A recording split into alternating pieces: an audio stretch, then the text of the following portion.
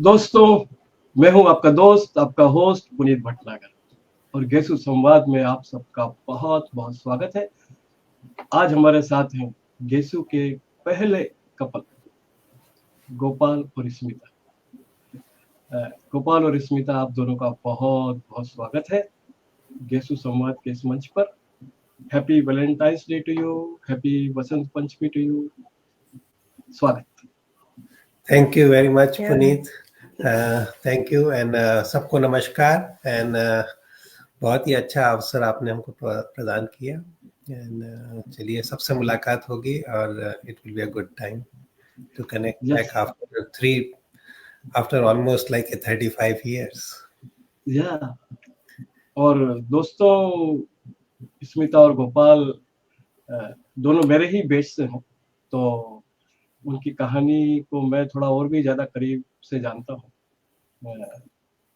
लेकिन मैं भी इतना नहीं जानता हूँ क्योंकि इस तरह की कहानियां ये जग जाहिर नहीं होती, ये चुपके चुपके आगे बढ़ती है।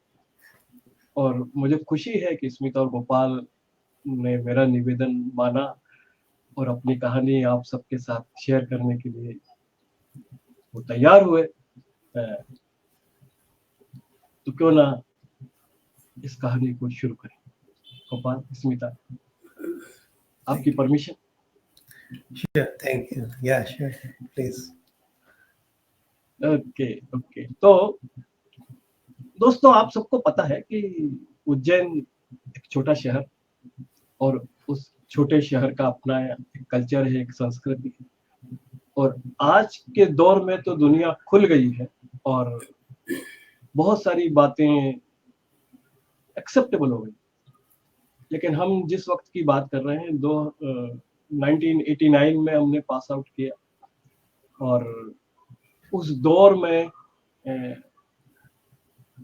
युवाओं का एक दूसरे के साथ मिलना, बात करना, इंटरकास्ट मैरिजेस इतनी आम नहीं थी। और इसके अलावा खास तौर से जो हमारे युवा साथी हैं, वो जब गोपाल और स्मिता की कहानी को सुनेंगे तो समझेंगे कि वो कितने लकी हैं कि उनके पास आज किस तरह के माध्यम है, संचार माध्यम है, कम्युनिकेशन के माध्यम है, वो उस वक्त नहीं थे। और छोटी छोटी बातें कैसे बड़ी हो जाती है, इसके बारे में आपको जानना पड़ेगा। तो सबसे पहले अपने बारे में आप कुछ बताएंगे? स्मिता, आप अपने परिवार के बारे में कुछ बताइए। गोपाल, आप बताइए। यस, तो मेरे पिताजी, शुरुआत करती हूँ वहीं से जहां से पूरे बिगनिंग में ना जाके गेसु पॉइंट टाइम से। मेरे पिताजी विक्रम यूनिवर्सिटी उज्जैन में प्रोफेसर, पहले लेक्चरर, रीडर, प्रोफेसर, ऐसे उनका प्रोग्रेशन हुआ। तो यूनिवर्सिटी कैंपस में Indian history, ancient Indian history and archaeology में प्रोफेसर रहे हुए हैं। उनका ज्ञान बहुत Sanskrit, ancient Indian history, Mahabharata, Ramayana, सबसे उनका बहुत वेदों, पुराणों में उनकी पीएचडी है।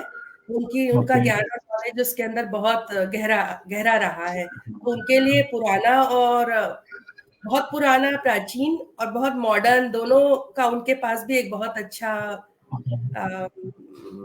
अब मेरा ये बोले की इच्छा है कि उनकी बहुत अंडरस्टैंडिंग बहुत अच्छी थी उसके अंदर। पुराने का तो उनको ज्ञान था ही, नए में तो वो जी रहे थे जो नया उस समय का था। मेरे पापा एक तरीके से बोल सकते हैं कि उनका मॉडर्न विचार भी बहुत थे। मेरी माता जी पूरी तरीके से वो हमारे घर के देखरेख में, संभाल में उनका बहुत योगदान रहा है। तो उनका जीवन, और हम 3 भाई बहन हैं, मैं बीच की हूँ। मेरी दीदी है, वो डॉक्टर है, वो आज भी दिल्ली में प्रैक्टिस करती है, सफदरजंग में है। और मेरा भाई वो अपने कॉलेज का ही एल्यूमिनाई रहा है। अच्छा, ओके। 5 साल छोटा, मैकेनिकल इंजीनियरिंग में। तो मैं बीच की, तो हम तीनों लोगों की पढ़ाई और कैसे जीवन जिए, क्या रहे, पूरा मेरे पिताजी और माँ दोनों का उसी में पूरा सुबह से शाम, मतलब ये बोलना चाहिए। और उनके सपनों का कि, और 2 बेटियों को पढ़ाना उस समय, और प्रोफेशनल और टेक्निकल डिग्री में उनको डालना एक बड़ी चीज मानी जाती थी। हमारे कैंपस में बहुत सी लड़कियां थी हमारे साथ की, जिन्होंने कभी कोई ऐसी प्रोफेशनल डिग्री नहीं करी, तो वही बड़ी बड़ी प्रिविलेज के साथ बड़ी रिस्पॉन्सिबिलिटी भी आती है। तो मेरा हम दोनों के ऊपर ये था। तो हमारा ये बैकग्राउंड, सुबह उठते से किताब उठाओ और शाम होते तक एक किताब हमारे साथ ही हुआ करती थी। इसके डिसाइड जो भी और उस समय मौके थे, कुछ तैरना सीखना है, कोई गिटार बजाना है, हमारी कंबाइंड ब्रिंगिंग हुई ज्यादा जयपुर में और उज्जैन में। ऐसी दोनों शहरों को मिला के मेरे पापा ने अपनी यूनिवर्सिटी की जॉब बदली थी उस कारण से, फिर उनका प्रोफेशन तो खैर टीचिंग है, तो वो हम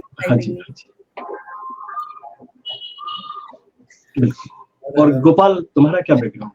हाँ, मैं महू में बॉर्न हुआ था। मेरे पापा अम्बाला से थे, वो जॉब के लिए महू आए थे। तो महू में आर्मी में थे वो, और मम्मी तो घर पे ही रहती थी। तो हम लोग 5 भाई बहन थे, मैं नंबर 4 था मेरा, 4th था। तो हम लोग ग्रो अप महू में ही हुए, और महू में एक ही स्कूल के अंदर, मतलब जो कॉन्वेंट स्कूल राजेश्वर विद्यालय था, उसमें KG से 11 तक पढ़ा, और वहीं से मैं गेसू में आया। तो और मतलब जस्ट फैमिली बैकग्राउंड से थोड़ा प्रेयर्स और ये सब का हमारा माहौल था घर के अंदर।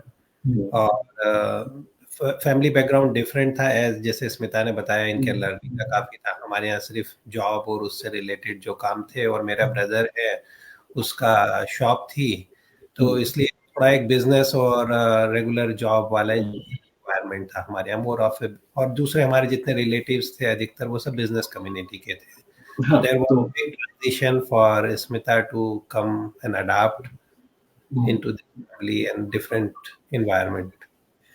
हम अडॉप्ट पे तो आते हैं, पर उसके पहले तो बहुत सारी और भी हमको गुत्थियां खोलनी है उसके पहले। तो ये समझ में आया कि स्मिता एक ऐसे परिवार से थी जहाँ पे पढ़ने लिखने का माहौल ज्यादा था। पिताजी यूनिवर्सिटी में थे, और जो आपका सरनेम है सिंह, राजपूत, तो कहीं ना कहीं वो ट्रेडिशनल राजपूताना वैल्यूज भी रही होंगी, जैसा मैं समझता हूँ। और गोपाल, आप के पिताजी आर्मी में थे, लेकिन साथ में बिजनेस का माहौल घर में था। और अगेन जो हम समझते हैं कि गुप्ता जिस फैमिली से आप आते हैं, इसमें बिजनेस का ओवरऑल रिलेटिव्स में और बाकी लोगों में बिजनेस का ही थोड़ा तत्व ज्यादा रहा हो।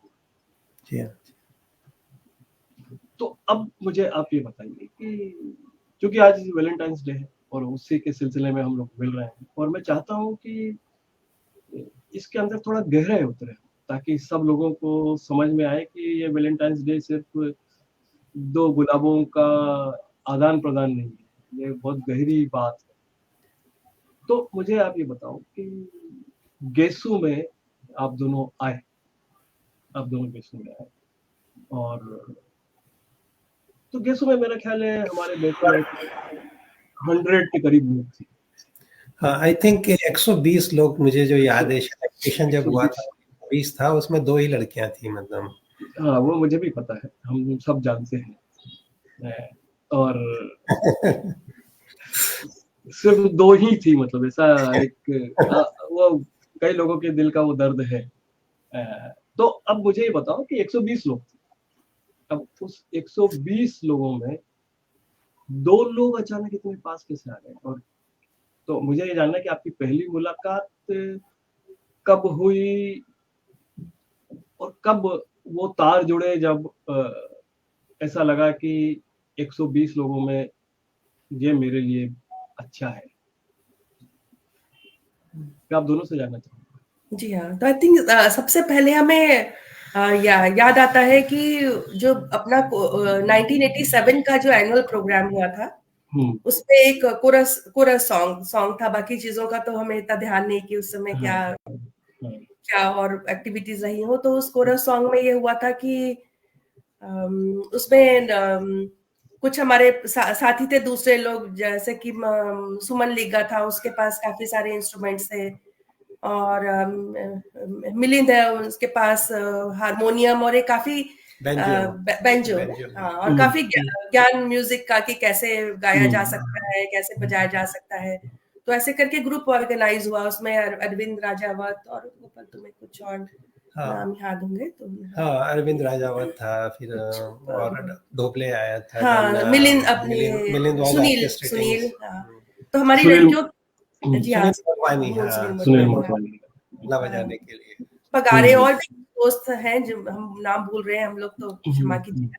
तो जो और उस हम लड़कियों में से हमारे यहाँ से वर्षा ने ज्वाइन किया था, क्योंकि उसको गाना और उसको अच्छा लगता है और वो गा भी अच्छा सकती थी। फिर रितु ने भी ज्वाइन किया, तो मेरे मन में आया कि वो 2 हैं और वैसे भी लड़कियां हम इतनी ही हैं, वो क्यों ना कि मैं भी ज्वाइन कर लूं, गाना नहीं आता, साथ हो जाएगा, थोड़ी लड़कियों की प्रेजेंस भी दिखेगी, तो ऐसे करके मैंने पूरा सॉन्ग को ज्वाइन कर लिया। तो उसी में बस ये है कि जैसे कोरस को इन्होंने ज्वाइन, मतलब जैसे चालू हुआ शुरुआत में कि भाई कहाँ पे करेंगे, मतलब वो location identification was big thing कि भाई कैसे, क्योंकि लिग्गा के पास सामान था, सामान को सब जगह रखना भी था, तो मिलिंद भी ऑर्केस्ट्रेट कर रहा था, और हमारे पास 3 रूम का एक अपार्ट, मतलब जो 63 विवेकानंद था, तो वो जगह हमारे पास अच्छी थी, मतलब तो सबको ठीक लगा कि वहाँ पे आते हैं। तो बाकी सब लोगों की समझ के लिए गोपाल, मिलिंद और शाकिर तीनों साथ रहते थे 63 विवेकानंद, करेक्ट? जी ओके। जी हाँ। तो हम 3 साथ रहते थे, तो हमारे पास 3 कमरे थे, किचन था, तो इस ढंग से हमारे पास जगह काफी थी। तो वो एक प्लेस बन गई, तो उसमें एक कमरा में सब सामान रखने का हो गया, एक में प्रिपरेशन, और तो उस ढंग से वो एक प्रैक्टिस प्लेस बन गई, मतलब तो सब अंदर आने लगे। और चूंकि मिलिंद ने भी मुझे बोला कि भाई उसमें कोई आवाज का कुछ नहीं, मतलब मुझे गाना नहीं आता, बोले कोई बात नहीं, खड़े हो जाना, मतलब तो आई थिंक उससे मैं भी उस ग्रुप में हो गया। और अब क्योंकि जब मेरे को जितना याद है, मतलब पहले फर्स्ट ईयर सेकेंड ईयर में हमने देखा ही था, मतलब वे स्मिता है, ऋतु है, सब की क्लास में है, बट कभी कोई इंटरेक्शन नहीं था, कभी कोई बात नहीं हुई थी। बट जब ये सब फर्स्ट अपॉर्चुनिटी हुई है, जिस समय की सब लोग हम प्रैक्टिस करने के लिए आने लगे हैं, तो हमको भी, मतलब मैंने थोड़ा इनिशिएटिव करके कि भाई सब चाय वाय बनाने लगे सबके लिए, तो प्रॉब्ली सब तैयारी करते थे, तो मैं चाय बना देता था, और फिर हम तो तुम होस्ट बन गए। हाँ, होस्ट बन गए। वो है तो थोड़ी एक तरह से मेरे को वो अवसर प्राप्त हुआ कि भाई चलो सबकी कुछ कर सकते हैं, तो शायद यहाँ से थोड़ा एक क्लोजनेस और प्रॉक्सिमिटी का आरंभ हुआ, मतलब। पर उसमें भी स्मिता, बहुत से लड़के थे, काफी लड़के थे, और तो मुझे ये समझना है कि मैं जो कह रहा हूँ तार जुड़े, तो चलो 120 से मामला 10 लोगों तक पहुंचा, लेकिन उन 10 लोगों में भी ये श्रीमान आपके लिए ठीक है, ऐसा किसे कब लगा? हाँ, नहीं, जो एक्सक्लूजन की लिस्ट है वो मेरे उसमें ऐसा नहीं कि देखा जा रहा था कि कौन अच्छा है कौन नहीं, पर कुछ क्वालिटीज बोल सकते हैं, या जो भी कि जो मुझे नहीं अच्छी लगती है, वो किसी के लिए पॉजिटिव हो सकती है, पर मुझे बहुत ज्यादा बोलने वाले लोग या बहुत बोस्टफुल जो होते हैं वो, और स्पेशली एक लड़की और वेमेन की दिशा से देखा जाए तो मेरे लिए ये बड़ा मुझे जीवन में इम्पोर्टेंट लगता था कि स्पेशली हम लोग क्षत्रिय परिवार से आने की वजह से और राजपूत बैकग्राउंड, एक मेल मेंबर्स रुतबा जो बोलना चाहिए माहौल, तो वो एक स्टीरियोटाइप उसमें मेरे को सही समझ में नहीं आता था। तो कोई जोर से बोलने वाले लोग, कोई बहुत अपने बारे में ज्यादा बोलने वाले लोग, दूसरों पर रौब जमाने वाले लोग,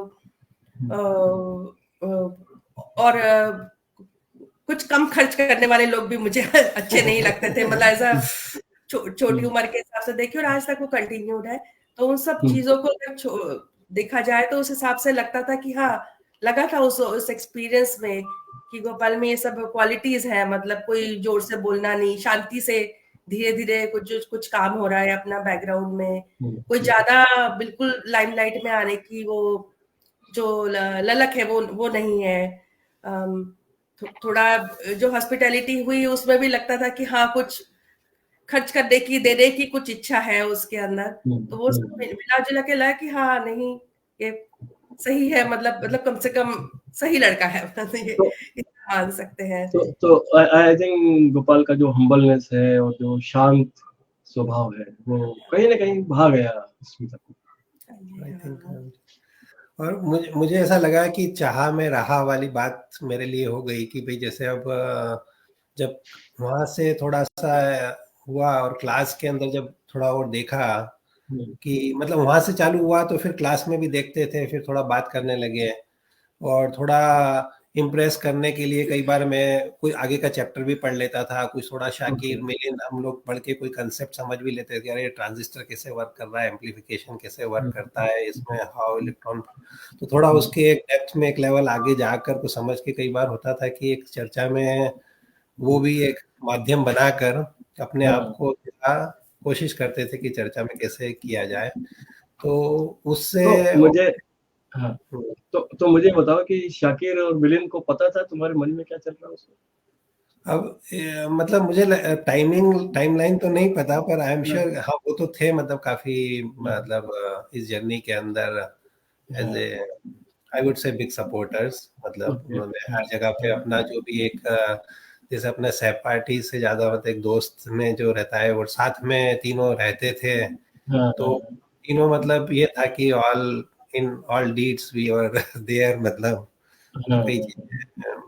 तो मैं आज आपको बताऊं कि मिलिंद भी हमारे साथ जुड़े हुए हैं इस चर्चा में और वर्षा भी हमारे साथ जुड़ी हुई है इस चर्चा में। तो हम कहीं ना कहीं उन पुराने पलों को फिर से जी रहे हैं किसी न किसी रूप में। तो पर ये दो चीजें समझ में आई मुझे कि, और ये मैं सब युवाओं के लिए स्मिता तुम्हारी तरफ से संदेश देना चाहता हूँ कि हमेशा ज्यादा चतुर चालाक होना ही फायदेमंद नहीं होता, और जो लड़कियां हैं युवतियां हैं वो कुछ अलग ही गोल देखती हैं, स्पेशली जब हम जिंदगी के बारे में सोचते हैं, तब सिर्फ बात करने में चतुर होना या अच्छे बाल कटा लेना या थोड़ा सा गीत गा लेना ही काफी नहीं होता। तो जो सोफिस्टिकेशन के जो गुण हैं, जो हम्बलनेस है, उसका भी बहुत इम्पोर्टेंस है।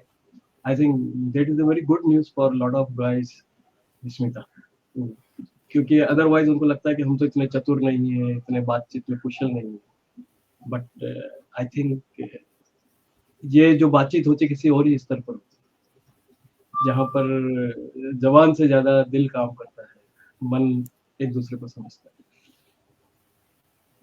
तो अब ये बताओ, और ये भी बड़ा इंटरेस्टिंग है कि स्मिता को इम्प्रेस करने के लिए तुम पढ़ने में जुड़ गए। आई think that is very interesting. और तो अब मुझे ये बताओ कि चलो थोड़ा इम्प्रेस करने की इच्छा थी दिल में, समझ में आया, पर उज्जैन शहर में मिलने जुलने के बहुत अवसर तो थे नहीं, तो फिर मुलाकात कैसे होती थी? हाँ, मेरे को उसमें एक चीज और इम्पोर्टेंट एक सहयोग हुआ कि एक बार मैं पता नहीं 3rd ईयर का था, क्योंकि इलेक्ट्रॉनिक्स नई ब्रांच थी, तो अपने यहाँ लाइब्रेरी की जो बुक्स होती थी वो लिमिटेड थी, और जो महंगी भी होती थी किताबें वो मैग्रो हिल की होती थी। तो एक बार मैं दिल्ली गया था, आई थिंक 3rd ईयर के एंड में कुछ, तो वहाँ पे नई सड़क के ऊपर मुझे कुछ बहुत सारी किताबें कुछ मिल गई थी डिस्काउंट में, तो मैं शायद 8-10 किताब खरीद के लाया था, और कुछ किताबें मतलब जो अपनी लाइब्रेरी में नहीं थी और प्रोफेसर चाहते थे कि भाई ये अच्छी किताबें हैं, तो वो मेरे को एक अच्छी मेरे पास हो गया था, तो फिर स्मिता को भी मतलब बताई और फिर उसको दी, और कभी 1-2 बुक्स देने मैं घर भी गया और फिर बुक्स लेने भी गया, तो उस ढंग से एक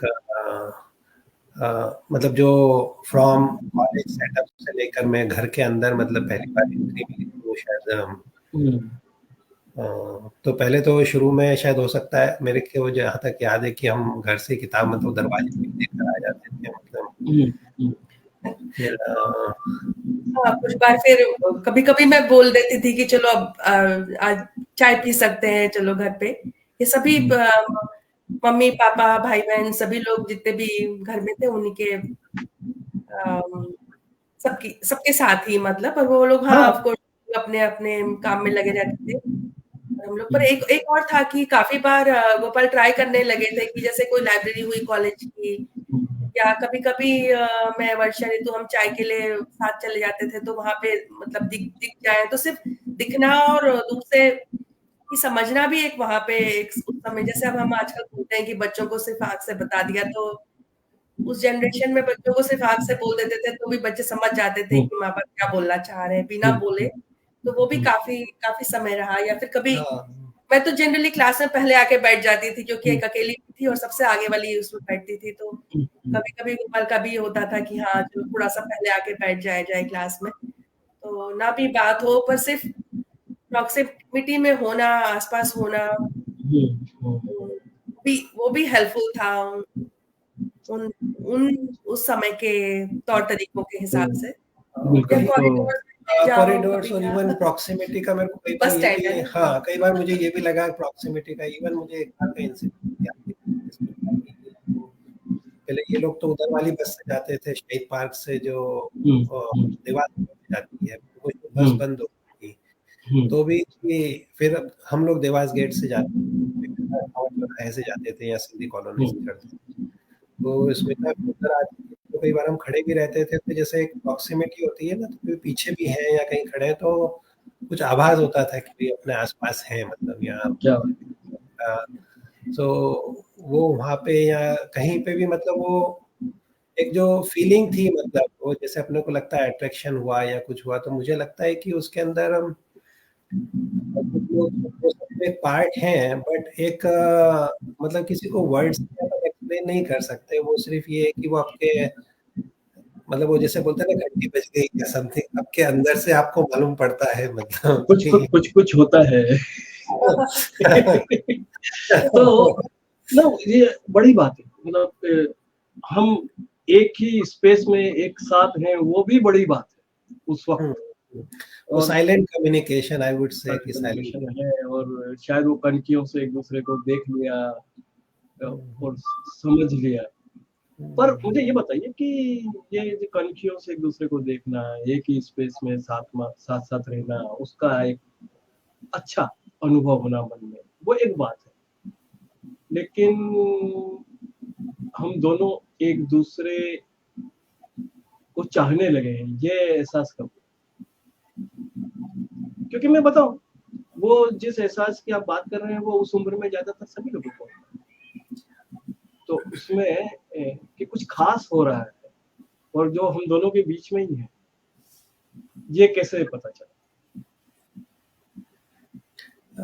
मुझे लगता है थोड़ा परसिस्टेंस, मतलब वही जैसे अपन इम्प्रेस, जैसे मैंने बोला, तो शायद हम और ज्यादा कोशिश करने लगे कि थोड़ा क्लोजनेस रहे या ज्यादा अवसर ढूंढने लगे। और फिर मुझे एग्जैक्ट तो नहीं पता कि कब हुआ, पर मुझे लगता है कि शायद वो बायलैटरल भी हुआ, मतलब रेसिप्रोकेटिव भी, मतलब जैसे अच्छा। तो मतलब मेरी तरफ से तो था, मतलब मैंने काफी कोशिश करते थे कि जहाँ पे हैं उस जगह चले जाएं, लाइब्रेरी में बैठे हैं तो चलो अपन भी लाइब्रेरी में जाकर बैठ जाए।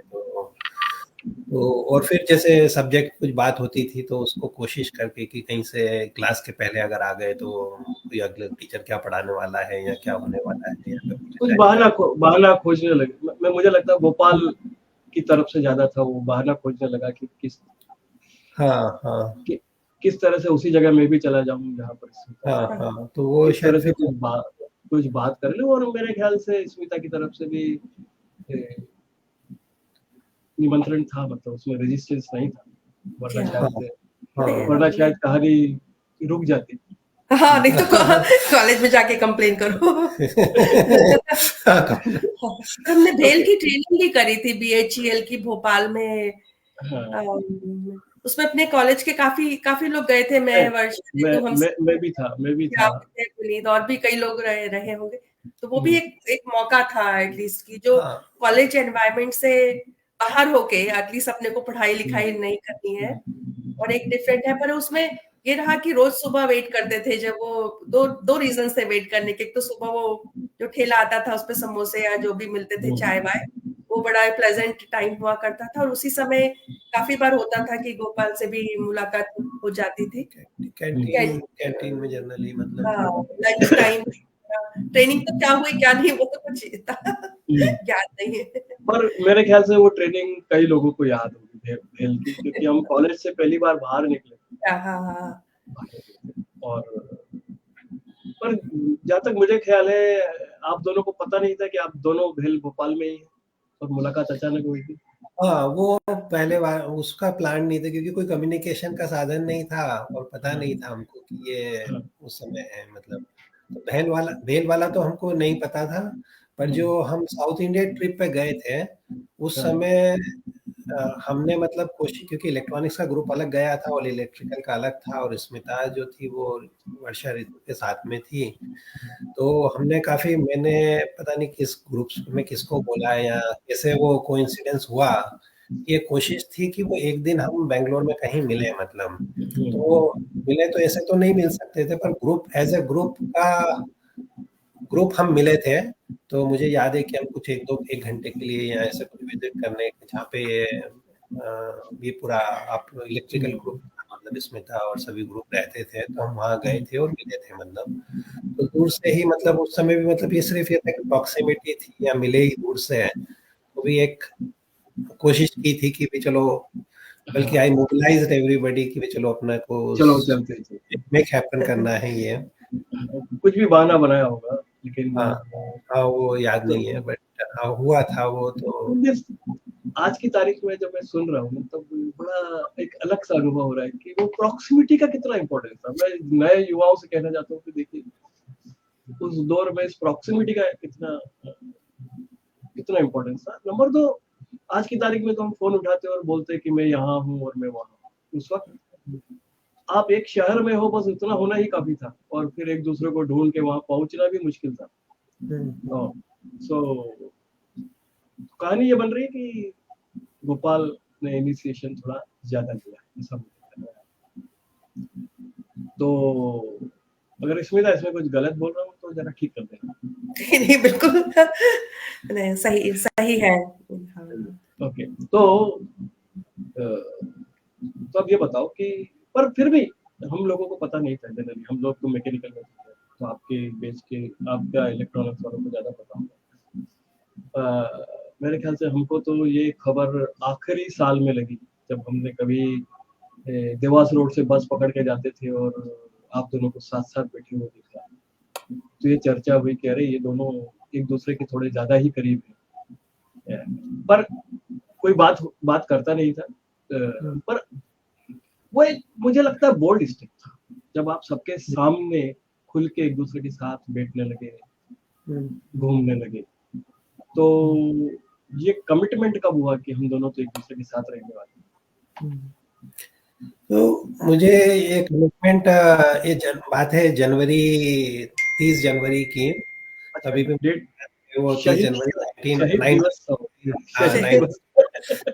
1989, तो उस दिन सोमवार या कुछ डे था। तो और उसी के 1-2 दिन पहले आई थिंक कोई शनिवार को ही उनका डॉक्टर जेपी अग्रवाल हमारे जो HOD थे, उनके यहाँ कोई फंक्शन भी हुआ था और उसके बाद में तो उस दिन मंडे को वो क्लास थी और क्लास के बाद मैंने कहा कि भाई थोड़ा रुकते हैं और बात करते हैं। तो उस टाइम पे मतलब दैट मैंने पहली बार स्मिता को प्रपोज किया कि भाई मैं चाहता हूँ कि भाई मैं पसंद करता हूँ और हम लोग साथ रहें फॉर एवर। तो ऐसा करके मैंने शुरुआत की और मैंने बताया भी कि भाई बहुत सारी अनसर्टेनिटीज हैं, जॉब की आगे का भी पता नहीं है, जॉब कहाँ पे मिलेगा, कैसे मिलेगा, वो सब है, पर ये मेरी इच्छा है। तो स्मिता ने तो मना किया उस समय कि शी वॉज वेरी रिलक्टेंट कि मतलब उसने, बट ये था कि बहुत बोल्डली ना भी नहीं था मतलब, और हाँ भी नहीं था मतलब।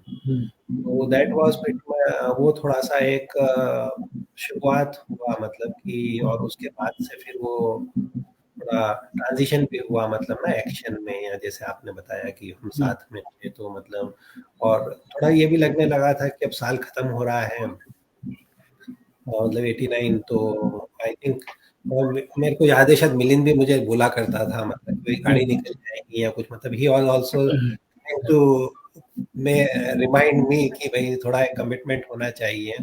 तो आई थिंक दैट तो वो एक मतलब उस समय का कोशिश थी मेरी कि कुछ थोड़ा एक कमिटमेंट हो जाए। तो पर फिर भी मतलब वो पक्का एकदम से आई वुड से कि वो थोड़ा एक तरह का कंडीशनली हुआ था, मतलब वो एकदम तो से कुछ दिनों तक गोपाल की नींद गायब तो हुई कुछ क्योंकि दिनों का तो काफी दिन का, क्योंकि तीर तो निकल गया, अब वो निशाने पे लगा है या नहीं लगा है पता नहीं। तो इसमें तो तुम्हारे मन में क्या चल रहा था जब गोपाल ने तुमसे कहा? क्या तुमको लग रहा था कि ऐसा हो सकता है या गोपाल तुमको प्रपोज कर सकता है, ऐसा कुछ मन में था तुम्हारे? हाँ, एक्सपेक्टेड तो था कि कुछ तो होगा या कुछ बोला जाएगा या पूछा जाएगा मेरे से गोपाल की तरफ से। तो मैंने तभी उसी समय, खैर वो दिन होगा या कौन सा दिन होगा वो भी पता नहीं था, पर हाँ उस दिन होने से ये था कि संभव तो है, मतलब हो सकता है, पर अभी बहुत सारी जो बोलते हैं चीजें हैं, मतलब गतिविधियां करनी पड़ेंगी। सबसे पहले तो घर पे बातचीत करके उसको, और उसके पहले ये होगा कि अगर कुछ अभी पाँव पे खड़े ही नहीं है, जब जैसे गोपाल ने बोला, तो अभी कोई किसी के अपने पापा मम्मी के सामने मैं जाके बोलूंगी तो कोई उसका नतीजा बहुत निकलेगा नहीं, क्योंकि अभी कुछ काम नहीं करते हैं, कुछ अभी फाउंडेशन ही नहीं है, तो उसके लिए कोई एक वो था और कुछ तो ये सब करके फाइनली ये हम उस दिन का ये हुआ कि मैं सोचती हूँ और उसके बाद थोड़ा करके फिर बताती हूँ, ये करके उस समय उस बात को छोड़ी गई। पर हाँ, जैसे आपने बोला, गोपाल ने बोला कि उसके बाद हमारा थोड़ा स्ट्रॉन्गर होता गया, मतलब फीलिंग कि ये ठीक है, हम दो लोग अगर शादी करें तो हम लोग ठीक रहेंगे। थोड़ी चिंताएं कम थी क्योंकि जानते हैं, पर हाँ फिर भी बहुत सारा था जिसको अभी सुलझाना था और अपने पाँव भी जमाने थे, क्योंकि बिना कुछ फाउंडेशन के अभी तो ग्रेजुएट भी नहीं हुए, तो और अपने समय में जितनी मेहनत से घर के लोग अपने को, पापा मम्मी सब लोग पढ़ाते हैं या अपने ऊपर वही बिग प्रिविलेज, बिग रिस्पॉन्सिबिलिटी के साथ ये सब, अगर 120 में से वही 3 लड़कियां थी हमारे, तो हम 3 लोग भी बहुत, हमारे 3 लोग के घरों ने बहुत कुछ सोच के हमें भेजा था वहां पर। वो पूरी इच्छाएं और स्वप्न पूरा करना और समाज की मान मर्यादा के साथ चलना, वो सब बहुत बहुत जरूरी था। तो उस समय हाँ आधी हाँ बोल सकते हैं। थोड़ा मन में निश्चय कि अब आगे के कुछ कदम उठाने पड़ेंगे जिससे कि ये पूरी हाँ में बदल जाए। तो पूरी हाँ तुमने कब की? पूरी हाँ मेरे ख्याल से वो ज्यादा एक्शन में ही थोड़ी एविडेंट होने लगी। सच मतलब मेरे ख्याल से कोई उसके बाद एक पर वो फिर से नहीं आया, फिर से कभी आया नहीं, क्योंकि फिर वो जैसे आपने बताया ना वो राजपूताना वाला बात की है, तो जो एग्री था, भले से वो शायद मुंह से नहीं आया पर वो मन में रहा होगा, सो दैट रिफ्लेक्टेड एक्शन, मतलब तो इन अ वे मेरे ख्याल है तुमने एक बार प्रपोज किया, उसके बाद भी वो तुम्हारे साथ बनी रही, वही हाँ था एक। हाँ वही मतलब यही तो वो एक्शन में ट्रांसलेट हुआ। पर एक चीज हुई उसके बाद की, स्मिता बताएगी क्या बात हुई पेरेंट्स से वहां पे, पर ये उसके बाद हुआ कि भाई मेरा स्मिता के घर जाना बंद हो गया था, मतलब मुझे हाँ मतलब उसके पहले तक जब तक वो बुक्स के मतलब जो 88 से जनवरी 89 का पीरियड था, उस समय मैं जो भी 5 बार 10 बार आई डोंट रिमेम्बर कितनी बार, बट मैं गया हूँ उस समय। और कभी जाते थे तो पापा जी को नमस्कार करते थे या उनको देखा है मतलब ना घर पे, तो आशीष का तो मुझे याद नहीं है कभी देखा मतलब उस समय में, पर उस समय मैं गया हूँ, पर जनवरी इसके बाद मेरा बंद हो गया था मुझे। तो फिर हम बाहर ही मिले हैं। और तो मैंने उस समय जी हाँ, तो मेरी ये बहुत बड़ी बात है, मतलब जो कि मन में रखने जैसी भी नहीं थी कि जिसको जिसको बहुत समय तक रखें, और एक सामने इमीडिएट गोल है जिसमें कि अपनी पढ़ाई और दूसरी चीजों को तो करना ही है, तो मैंने विचार बनाया कि सबसे अच्छा है कि अपने जो सबसे निकटतम है और जिन्हें जिन्हें हमारी सबसे ज्यादा चिंता है, अपने पापा मम्मी, उनको उनको बताया जाए। बड़ी हिम्मत जुटा के एक सही समय देखकर मैंने उनको बताया कि एक ऐसा लड़का है मेरी क्लास में, उसकी जाति दूसरी है, गुप्ता है, वो अग्रवाल है, मनिया है, और मैं उसे चाहती हूँ, वो भी मुझे चाहता है। तो हमें ऐसा लगता है कि हम दोनों, अगर आप लोग की सबकी अभी नहीं, पर जब हम लोग एक बार जॉब हो जाए या आगे का डिसाइड हो जाए तो उसके बाद हम शादी करना चाहेंगे।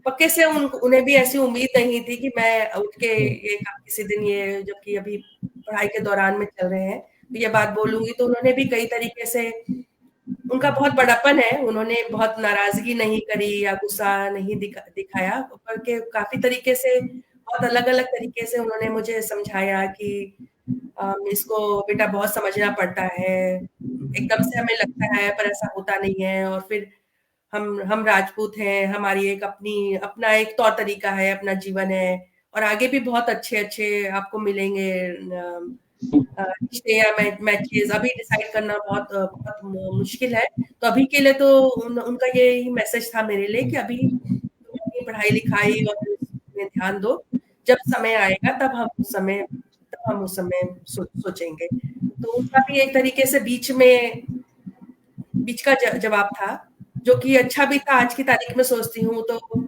उन्होंने वो, जैसे हम आजकल अपने ऑफिस में बोलते हैं कि डोर को क्लोज मत करो, लीव इट ओपन, तो उन्होंने उस समय उस चीज को रखा कि वो डोर ओपन रखा उन्होंने संवाद का, कि जिससे कि ये ना हो कि बच्चा आपसे बताना ही छोड़ दे या आगे से शेयर करना छोड़ दे। तो वो उनकी बहुत था। मेरी मम्मी का मैं खास मानती हूँ इसमें सहयोग, क्योंकि उनके पास तो बाहर के एनवायरनमेंट की कोई ज्यादा जानकारी भी नहीं थी, पर इतनी बड़ी खबर उनके सामने खोलने के बाद भी उन्होंने शांति बनाए रखी, और पापा और मम्मी ने सब मिलने के सहयोग किया। और मेरी दीदी भी उस समय मेरे से 2 साल बड़ी है, तो वो भी एमजीएम मेडिकल कॉलेज में मेडिकल पढ़ रही थी। तो फॉर श्योर मेरा सोचना है कि मेरे पिताजी उनके बारे में भी सोच रहे होंगे कि बड़ी दीदी भी है, उनकी भी पढ़ाई पूरी होनी है, शादी है, तो काफी, तो इस तरीके से। पर एक वो था जो एक कठिन जो स्टेप क्रॉस किया।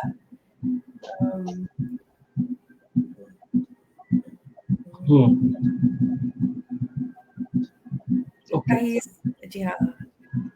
ओके, तो बेसिकली तुमने कम्युनिकेशन का दरवाजा खोला सबसे पहले, छुपाया नहीं, उनको बताया है कि तुम्हारे मन में क्या चल रहा है।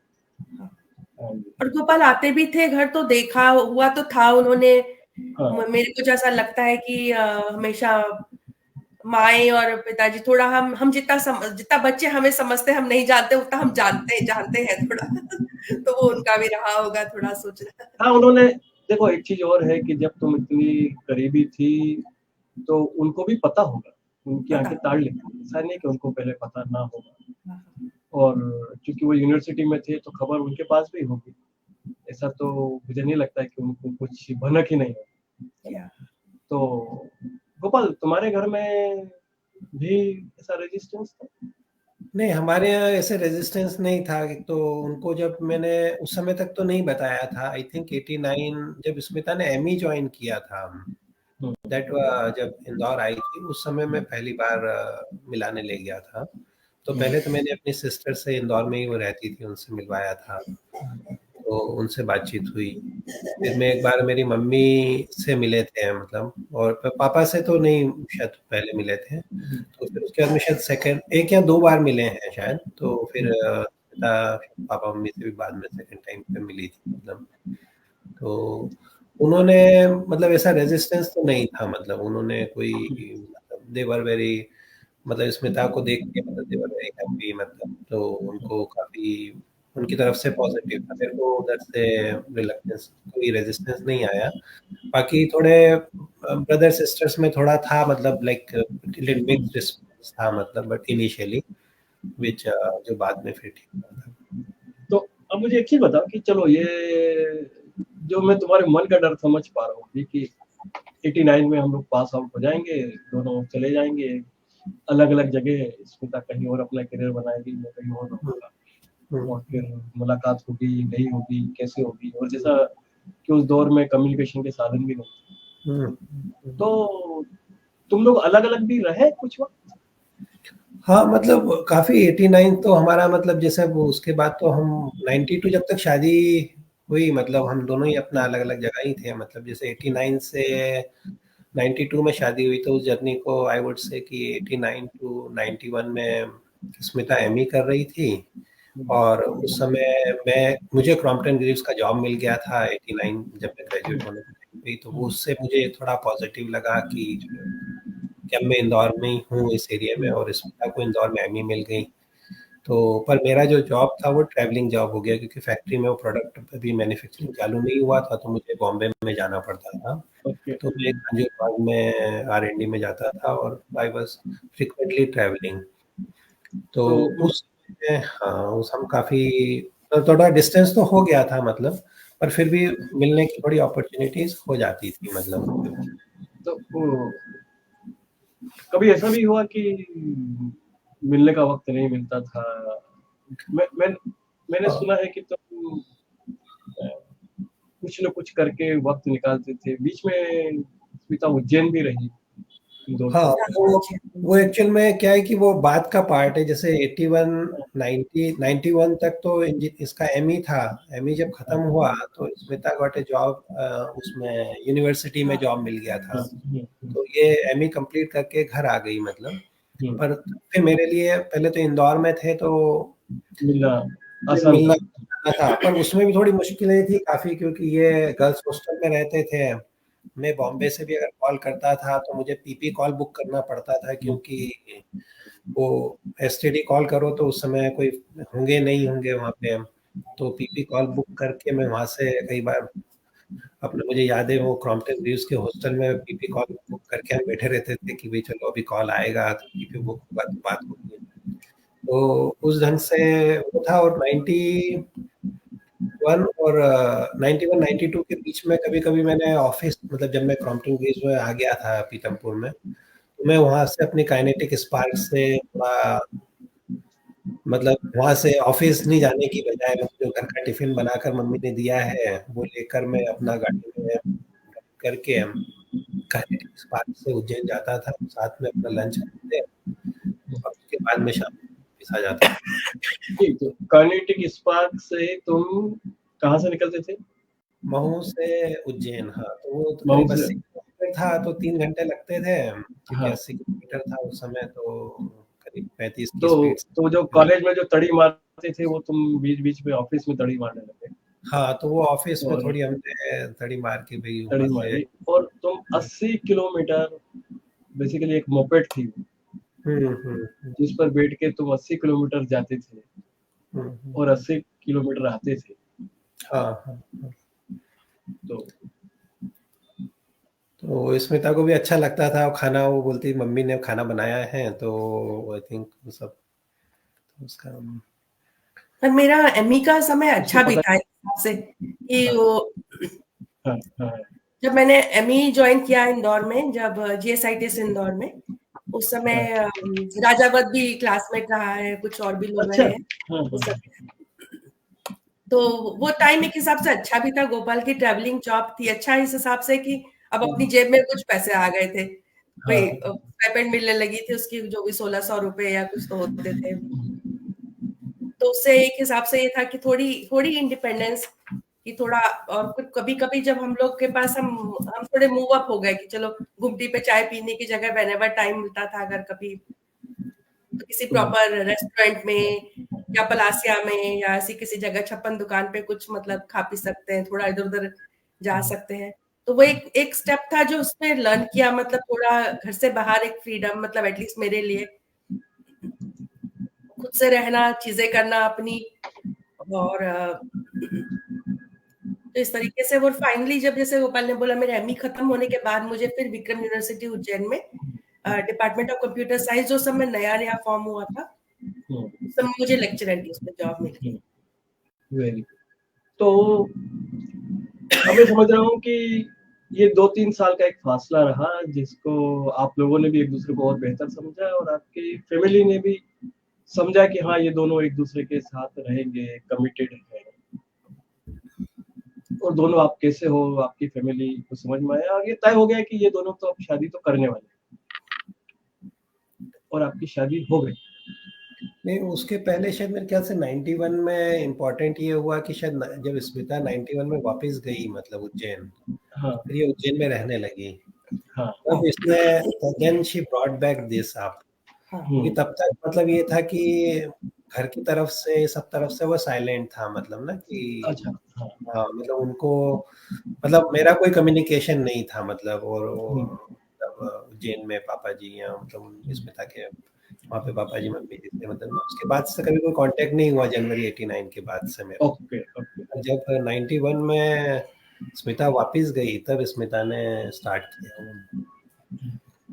ओके। आई थिंक वो जब स्मिता ने वो स्टार्ट किया तो उससे फिर उन्होंने स्मिता ने परस्यू किया और फिर उन्होंने बोला कि हाँ उसको आगे बढ़ाएंगे और फिर तो जो मेरी जानकारी के हिसाब से शादी आप दोनों की अपने मदर फादर की परिवार की सहमति से हुई। हाँ, बिल्कुल, हाँ, बिल्कुल। बिल्कुल। तो मैंने दिसंबर पता नहीं नवंबर 91 या कभी टीचिंग के दौरान फिर से इस बात को कुछ बार पापा मम्मी से बात करी कि अब तो जॉब भी हो गई है हमारा, मेरा ये है, गोपाल का ये है करके। तो तो उस समय उनकी तब भी उनको ये था कि और कुछ देखना है क्या बेटा कि आपको ये ठीक लगता है तो हमें तो कोई करेंगे तो हम ही शादी तुम्हारी, तुम्हें अगर यहीं पर पसंद है तो यहीं कर देंगे, पर तुम्हें और सोचना है तो ऐसे करके हमारी कुछ बार चर्चाएं हुई। बाकी फाइनली उन्होंने बोला कि आपको ये अच्छा लगता है तो ठीक है हम करते हैं। फिर दोनों पेरेंट्स मिलने गए एक दूसरे से। मेरे पापा कुछ अपनी यूनिवर्सिटी के दोस्तों को लेकर महू गए, गोपाल के पापा मम्मी से बात करके आए और सेम हमको भी उन्होंने हाँ, बुलाया था कि आप उज्जैन आओ, तो फिर हम एक बार आए थे।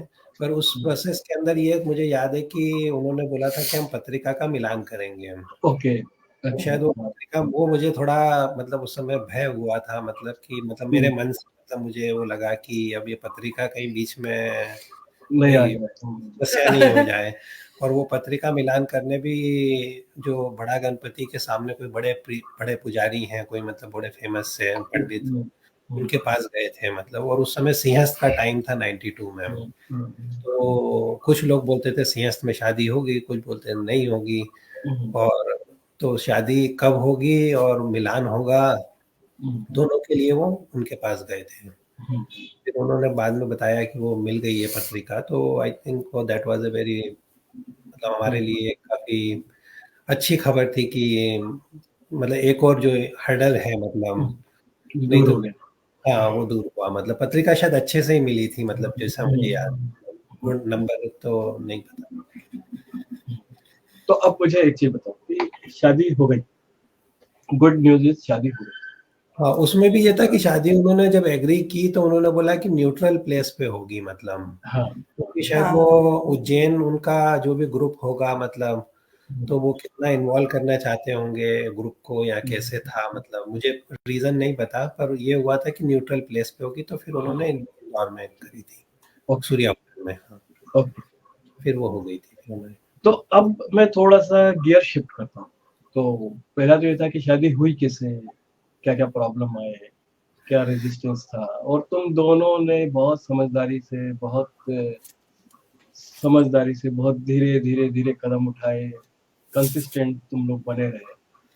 And I think that is something to learn, that is something to learn. अब उसके बाद ये बताओ कि जो ज्यादा इम्पोर्टेंट है मेरे लिए, रियली ज्यादा इम्पोर्टेंट है कि जब मैंने बाकी लोगों से जो तुमको जानते हैं करीब से उनसे बात की, तो मुझे समझ में आया कि तुम लोग आज तक तुम्हारी जो जोड़ी है उसकी दाद दी जाती है और उसको एक एग्जाम्पल की तरह लिया। तो जहाँ एक तरफ माँ बाप डरते हैं कि इंटरकास्ट मैरिज करेंगे बाद में लोगों का जमेगा नहीं जमेगा, तो कैसा रहेगा, और इसे बहुत सारे किस्से मिलते हैं। वही अब you people are an example कि देखो इंटरकास्ट करने के बाद भी अच्छी जोड़ियां बनती है, लोग अच्छे से रहते हैं। तो मुझे ये समझना, और मैं चाहता हूँ कि आपके माध्यम से बाकी लोगों को ये बताओ कि उसके बाद साथ में कैसे रहे, और उसके साथ में आज तक की ये जो साथ बना हुआ है, इतना खूबसूरत साथ है, इसको बनाए रखने के लिए आपने क्या कदम उठाए या क्या किया जिसके कारण आज भी आप दोनों साथ हो, बहुत अच्छे से हो, और एक मिसाल की तरह सबके सामने? काफी हद तक हम कल दोनों हम इसके बारे में सोच भी रहे थे, तो हमें सबसे अच्छी एनालॉजी लगी कि जैसे कि ऑफिस में अपन नई टीम को कैसे ज्वाइन करते हैं, तो वो जो नया टीम मेंबर आता है उसको कुछ चीजें करनी पड़ती हैं अपने आप को उसमें माहौल में ढालने के लिए। कुछ हम नया भी लाते हैं, कुछ हम पहले के टीम मेंबर से सीखते भी हैं। बिल्कुल एग्जैक्ट उसी स्थिति में हम दोनों लोग आए। हम कुछ समय मैं भी मतलब महू में भी रही हूँ, मेरी सास ससुर नंदे सभी क्लोज, और महू इंदौर उज्जैन थोड़ी छोटी जगह है, तो काफी मिलना जुलना। बहुत जल्दी मतलब नए कल्चर में या कोई रीति रिवाज है उसको करने में मैंने कभी कोई कमी नहीं छोड़ी कि कोई कुछ बोला जाए कि भाई ये व्रत उपवास कर लो, ये कुछ पूजा पाठ करनी है, उसको चाहे ना चाहे पर करना शुरू कर दिया। तो वो या खाने पीने में कुछ है तौर तरीके जो अलग है तो ठीक है, उसको एडजस्ट कर लिया, तो उससे कोई इतना बड़ी बात भी नहीं, उस पर उससे किसी सबके दिलों में स्थान बन जाता है अपना। इसके बजाय कि एक छोटी सी चीज को लेके उसमें अड़ा जाए, ऐसे ही करके मतलब मैं बोलूंगी कि मेरे ससुराल में भी मतलब हमारी सासू माँ, ससुर जी, नंदे सभी का उनका भी बहुत सहयोग रहा। किसी ने कभी इस तरीके से नहीं रहा, मतलब फॉर श्योर पहले ये बहुत था कि हाँ लोग क्या कहेंगे, एडजस्ट नहीं हो पाते हैं, कोई आपको मानेगा नहीं, पर वो उस समय की कम जो भी बोले पढ़ाई या कम उससे भी पर बहुत बहुत अच्छा था। मतलब कोई ऐसी स्थिति नहीं दिखाई पड़ी, तो वही दोनों हाथ से ताली बजती है करके। तो हमेशा रहेंगे ही जो जिनको समस्याएं रहेंगी या परेशानियां रहेंगी, तो उनके साथ जितना जितना निभ जाए तो ठीक है। ना वो तो एक न्यूट्रल की तरीके से अपना राम राम जी नमस्ते किया, उस तरीके का सद्भाव रखना महत्व था। सेम गोपाल की साइड से भी हमारे यहाँ जितना भी काफी पापा जी ने बहुत अडाप्ट किया, और उसके बाद में कई बार जैसे यूएसए भी आए मतलब, और उनको और मतलब ऐसा लगता था। और फिर उसके बाद में हमने भी आउटरीच की, मतलब जैसे अभी जैसे हम लास्ट ईयर अयोध्या गए थे, मतलब लास्ट ईयर भी, तो भी हम स्मिता के जितने मामा मौसी चाचा मतलब इतने अधिकतर रिलेटिव से सबसे हम मिलके आए मतलब। तो ऐसे जब भी मौका होता है हम आउटरीच करने का, तो हमने आउटरीच की मैक्सिमम रिलेटिव्स को और उनके साथ में संबंध स्टैब्लिश करने। और सेम स्मिता ने भी जैसे इवन पंजाब में हमारे मेरे चाचा या दूर के भी रिश्तेदार हैं, उनसे भी मतलब इवन शादी के बाद मिलने गए। तो हम काफी सबको जब इसका तो स्वभाव है सब चीजें उससे बहुत स्वभाव है मतलब उसको काफी। और एक और इम्पोर्टेंट है, मैं बताना चाहूंगी कि काफी लोगों के लिए मेरा भी एग्जाम्पल एक बन गया था, क्योंकि घर में जैसे बच्चे हैं कोई, या हमारी नंदों के बच्चे हैं, छोटे बच्चे हैं जो अभी पढ़ने की स्टेज में थे, जो जस्ट अभी स्कूल में है, कुछ मिडिल स्कूल में जा रहे हैं, मतलब 6th-7th में, उनके लिए भी करियर जर्नी की उस समय लड़कियों की पढ़ाइयाँ थोड़ी कम होती, उनके लिए अच्छा वो था कि वो बोलते थे चलो मामी से पूछो, मामी से बात करके आओ, समझो कि उन्होंने कैसे पढ़ाई करी, क्या करना चाहिए। तो वो भी एक घर में एक सोर्स बन गया था कि अभी कोई एक बहू है, लड़की है जो आई है, जिसने पढ़ाई करी है, जॉब करती है आज, अपने बच्चों को संभालती है, तो इसके लिए एक एग्जाम्पल बन के कि चलो इससे पूछा जा सकता है। तो एक वो रिसोर्स भी मेरा एक स्थान उस रिसोर्स का भी हो गया था साथ में, तो वो हेल्पफुल था परिवार के लिए, और दोनों तरीके से मेरे लिए मौका था कनेक्ट होने का, उनके लिए एक मौका था समझने का। मैं इसको इस ढंग से एक और बोल सकता हूँ कि इसने जो अपनी फास्ट लर्निंग कैपेबिलिटी है, जो मतलब फास्ट लर्निंग की, और वो सबको स्मिता ने डिमॉन्स्ट्रेट किया दूसरी चीजों में भी, कि जो नॉन एकेडमिक था, सोशल था, सबके अंदर भी मतलब वो जो अपनी एक प्रतिभा है, मतलब अपने लर्न करने की या डिमॉन्स्ट्रेट करने की, वो not only in academics but in any area. Even जैसे अब आज के हमारे ग्रुप्स में भी यहाँ पे मतलब स्मिता के समोसे फेमस है, मतलब, और कई बार ग्रुप में बनाना होता है तो ये करीब 50 समोसे भी बना लेते हैं, मतलब, और जैसे बनाकर घर में, मतलब राइट फ्रॉम स्क्रैच, वो सब करके, मतलब एक उतना एफर्ट भी उसमें करना, और उसको पूरा, तो किसी भी चीज के अंदर मतलब वेरी लाइक लर्निंग, और अभी तक भी मतलब इतना वो बरकरार है लर्निंग का, कि इवन लास्ट ईयर की बात है शायद, स्मिता को AWS का कुछ हमारे कंपनी में क्लाउड का चल रहा था, तो शी डिड AWS के अंदर हाईएस्ट लेवल ऑफ सर्टिफिकेशन जो होता है वो AWS प्रोफेशनल आर्किटेक्ट होता है, मतलब, तो she highest level of certification, मतलब इवन लास्ट ईयर। तो परसिस्टेंस उसके लर्निंग का उसको अभी भी रखा है इवन, मतलब, तो हर चीज के अंदर, मतलब चाहे वो एकेडमिक्स है, प्रोफेशन है। आज की बात है तो हम दोनों ने USA में अभी लाइक 20, अच्छा सॉरी, थोड़ा स्टेप अहेड चले। हाँ मैं आगे जा रहा था, सॉरी। हाँ जी, नहीं, मैं प्रोफेशनल वाले पे बोलने लगा था कि हम साथ में। तो बेसिकली मेरा भी सवाल यही था कि आप दोनों भी प्रोफेशनली काम कर रहे हैं, है ना? तो और अब US जैसे दूसरे देश में चले गए, तब आप दोनों सामंजस्य कैसे बैठा रहे हो एक दूसरे के साथ और अपने करियर के साथ? हाँ, उसमें हमारे लिए वो जो शुरू के 2 साल थे, मतलब 94 में, मतलब बेटा हमारा पॉर्न हुआ मऊ में, वो इंदौर में हम सेटल हो गए। 94 to 97 तक वो चला। फिर स्मिता उस समय PhD करने लग गई थी, तो जब मृगांक बॉर्न हुआ तब से लेकर वो पूरी PhD करी कंप्यूटर साइंस के अंदर।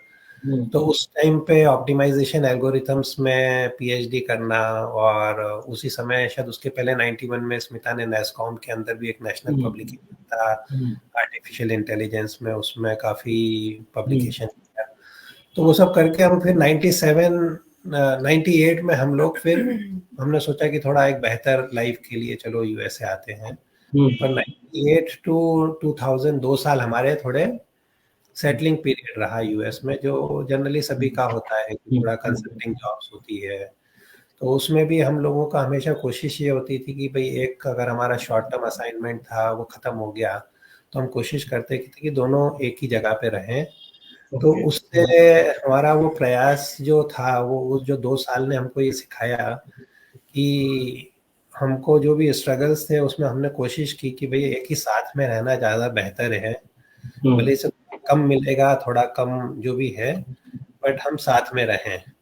तो 2000 से आज तक हम साथ में ही हैं, मतलब, और पूरे हमने मतलब अधिकतर दोनों, अभी तो लकीली हम सेम कंपनी में ही हैं, मतलब वो भी इसमें सिग्ना के लिए वर्क कर रही है, हम भी सिग्ना के लिए, हम दोनों लोग सिग्ना में ही हैं। तो पहले भी एमडॉक्स कंपनी थी, उसमें भी हम दोनों ने काफी टाइम साथ में काम किया। तो कोशिश यही रही, बीच में कई बार अपॉर्चुनिटीज भी मिली कि भाई हम ग्रोथ अपॉर्चुनिटीज से कहीं पे, जैसे डैलास में हमको बोला कि भाई ये प्रमोशन लेकर आप उधर चले जाओ, मतलब मेरा कोशिश यही थी कि भाई हम साथ में रहें, और थोड़ा सा जो डेल्टा है वो ग्रोथ का, वो कितना रिवॉर्ड देगा वर्सेस हम, मतलब जो भी प्रोज एंड कॉन्स थे अपने as a overall balancing life के पर्सपेक्टिव से, तो उस मार्ग को चुन के हमने थोड़ा प्रोफेशनल लाइफ में स्टेबल रहे, और अभी भी वो हमारा साथ बना हुआ है। और जैसे इवन कई प्रोफेशनल कॉन्फ्रेंसेस में भी जाना है तो हम साथ में जाते हैं कॉन्फ्रेंस में। इवन कई बार वर्क पे भी जाना होता है तो हम, जैसे कि स्केड्यूल कन्फ्लिक्ट नहीं है तो साथ में चले जाते हैं कि चलो एक कार में राइड करके चले जाएंगे। तो अभी भी मौका ढूंढते हैं एक दूसरे के साथ रहने का, वो जो लाइब्रेरी प्रॉक्सिमिटी आज भी जरूरी है। तो मैं और एक चीज और बोलना चाहूंगा कि मेरे को जब मैं प्रॉक्सिमिटी के बारे में सोच रहा था, हाँ, तो मुझे लगा कि जैसे कोई पूछेगा कि आपको उस समय वो घंटी बजी या उस समय वो कुछ लगता था, वो अभी है कि नहीं है मतलब। हाँ, तो मैं सोचने लगा कि ये बात तो सही है, मतलब अभी भी अच्छी बात है, अभी भी फील तो, बट वो फीलिंग अगर अपन बोले तो वे सेम नहीं है। तो फिर मुझे उसकी एनालॉजी यही समझ में आई कि जैसे अगर हम समर से जब एसी रूम में एंटर होते हैं, तो हाँ, हमको एकदम से ठंडा वातावरण का महसूस होता है और हमको अच्छा लगता है, वो एक फीलिंग आती है उस मोमेंट पे। पर जब हम एसी में बैठे रहते हैं तो हमको फिर वो लगता नहीं है, फिर हम वो शायद भूल जाते हैं कि जब हम बाहर समर से आए। तो मुझे लगता है कि मैं भी उसी में हूँ मतलब, बट वो हाँ। इसे फील नहीं आ रहा है, but I am still in air भूखे आदमी को जब रोटी मिल जाती है तो उसको बहुत अच्छा लगता है, और पेट कंडीशन। भरा हो तो फिर वो अलग बात होती है। तो बट गोपाल ने स्टिल, जी हाँ, हाँ, बोलिए बोलिए, आप बोलिए। गोपाल ने प्रोफेशनल के बारे में काफी टच किया, पर काफी चीजें जो घर को भी मेक और ब्रेक, या हाँ, बोलेंगे कि घर को सुचारू रूप से चलाने के लिए कि छोटी छोटी चीजें भी बहुत छोटी है पर बड़ी भी है एक तरीके से, कि जैसे कपड़े जैसे भी रोज धुलने हैं, बर्तन भी रोज साफ होने हैं, खाना भी हम्म, रोज बनना है, बच्चों को भी का भी रोज ध्यान देना है। तो इसमें इसमें भी हमने काफी डिस्ट्रीब्यूशन, खासतौर से यहाँ यूएसए आने के बाद में काफी काफी किया हमने, उससे हमारा थोड़ा जीवन काफी ठीक हो गया। फिर वो ये सब उसी के वापस से उसके ऊपर जाता है जो शुरू में मैंने बोला था कि ऑर्डर चलाने वाले लोग और रौब जमाने वाले लोग अच्छे नहीं लगते। तो वहां पे काफी हेल्पफुल रहा गोपाल और हमारा, कि भाई डिवीजन ऑफ लेबर बोल सकते हैं, कि भाई थोड़ा काम तुम मैंने किया, थोड़ा काम तुमने किया, दो लोग हैं जो दोनों जॉब कर रहे हैं, बच्चा भी छोटा है, शुरू में साधन भी कम है, पैसे की भी आपको तंगी है, तो कई तरीके से तो इस तरीके के भी काफी सामंजस्य या अंडरस्टैंडिंग जो कि सिर्फ हमें वर्क पे नहीं, घर में भी उसको लानी पड़ती है, बिल्कुल बिल्कुल बिल्कुल। रूल और ऑर्डर के साथ, जिसमें चला जाए। तो और उसमें अब एक और चीज मैं ऐड करता हूँ कि प्राइमरी और सेकेंडरी टाइप का हो गया था, मतलब कई चीजों में, कि जैसे ये चीज मैं प्राइमरीली कर रहा हूँ और आप सेकेंडरी हो, तो मतलब जो रोल है, जो वर्क डिस्ट्रीब्यूशन हुआ उसमें बहुत सारी चीजों में प्राइमरी सेकेंडरी हो गया मतलब। तो ओके, मतलब एक तरह से बैकअप भी है और प्राइमरी आप हो, मतलब समथिंग लाइक अकाउंटेबिलिटी आपकी है लेकिन साथ में मैं भी हूँ, हाँ हाँ हाँ छोड़ है ना? के मत जाओ, खड़े रहो। Very nice. तो अब मुझे एक चीज ये पूछना है कि, तो रियली मतलब आज भी आप दोनों, देखो सबसे बड़ा एक वो जो होता है ना टेस्ट, वो होता है बॉडी लैंग्वेज का। आप दोनों आज जिस तरह से एक दूसरे के साथ बैठ के बात कर रहे हो, जिस सामंजस्य के साथ बात कर रहे हो, खास तौर से बीच बीच में स्मिता मुस्कुराकर जिस तरह गोपाल को देख रही है, क्या मतलब वो कहीं ना कहीं आज भी वो प्रॉक्सिमिटी और वो जो कुछ कुछ होता है का सेंस है गोपाल, मैं आपको बता रहा हूँ हम्म। कि वो सेंस हमको दिख रहा है। अब ये बताओ कि आप साथ साथ बहुत सारी चीजें करते हो, ये समझ में आया मुझे, आपने अपने करियर से ज्यादा एक दूसरे के रिलेशनशिप को, टुगेदरनेस को इम्पोर्टेंस दिया। और करियर के अलावा जिंदगी में और कौन सी हॉबीज हैं जहां आप दोनों साथ साथ काम करते हो, या साथ साथ जिंदगी को एंजॉय करते हो? कुछ ऐसी एक्टिविटीज के बारे में बताएंगे क्या?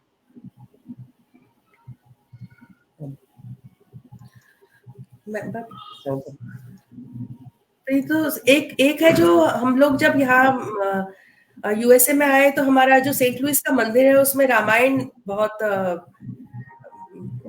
जोश से करी जाती है, जितने लोग हैं वो पढ़ते हैं। तो मैंने और मंगलवार को भी हमारे मंदिर में एक रामायण का पाठ होता है, उसमें जितना जितना भी पढ़ा जाए 1 घंटे में वो होता है। तो वहां से सीख के शुरुआत करके, जाते तो हम दोनों ही हैं, पर मैंने उसको ज्यादा अडॉप्ट कर लिया है। तो जितनी बार भी अखंड रामायण मंदिर में हो या हमारे रीजन में या कम्युनिटी में कहीं पर भी हो, तो उसमें मेरा काफी ओके, नाम बोल सकते हैं, हाँ, गिनती होती है कि भाई ये कुछ ढूंढने हैं लोग, रामायण पढ़ते हैं उसमें। तो वो एक हमारा बहुत बिग एंगेजमेंट है, जैसे गोपाल बोलते हैं प्राइमरी सेकेंडरी, तो मैं उसमें काफी प्राइमरी में फर्स्ट 1 और 2 लोगों में हूँ, और गोपाल भी उसमें एक्टिवली सपोर्ट करते हैं। तो इस तरीके से हमारी काफी चीजें हैं, जैसे रामायण हो गया, जैसे समोसे का एग्जाम्पल दिया था, तो समोसा कचौड़ी बनाना अकेले व्यक्ति बनाएगा तो उसको जो भी अपना पूरा लॉ है कि एक जना बनाता रहेगा तो पूरा दिन निकाल देगा, तो उसमें काफी चीजों की स्टार्टिंग हो गई। फिर थोड़ा उसको मिलकर कंप्लीट कर लिया। बेलने का काम मेरा हो गया, भरने का काम गोपाल का हो गया। सासू माँ भी वो भी करवा देती है। अगर हमारे घर में उस समय कोई भी मेहमान हो, बच्चे हो, जो भी हो, थोड़ा उनको भी ट्रेन कर देते हैं तो वो भी कर लेते हैं। तो ये करके हमारी मेरे तरफ से ये एक्टिविटीज है। कुछ अभी नया नया जैसे गिटार, और मैंने स्विमिंग सीखनी शुरू करी। तुमने तो स्विमिंग सीखनी शुरू की?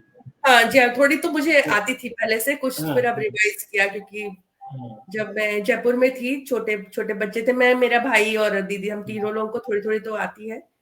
तो वापस से उसको पिकअप किया, तो मैंने काफी कुछ सीख लिया। फिर एक दिन गोपाल को लगा कि मुझे भी करना है, तो हमने कहा चलो अब दोनों लोग चलते हैं। तो थोड़ा थोड़ा इनिशियल ट्रेनिंग होती है थोड़ी। वो कार ड्राइविंग एक बड़ा एग्जाम्पल है कि यहाँ पे जैसे हर किसी को कार तो सीखनी पड़ती है।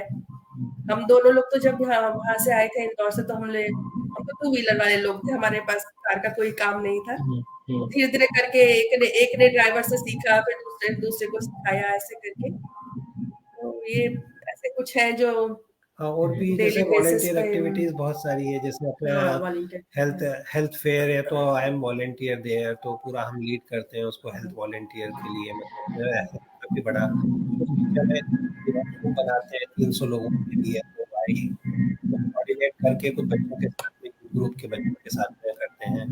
वैसे बहुत सारी एक्टिविटीज हैं जो हमने उसमें कमिट किया हुआ है, और फिर टेम्पल रिलेटेड है, और लोकल में जैसे गुरुद्वारा है उसको भी चले जाते हैं हम।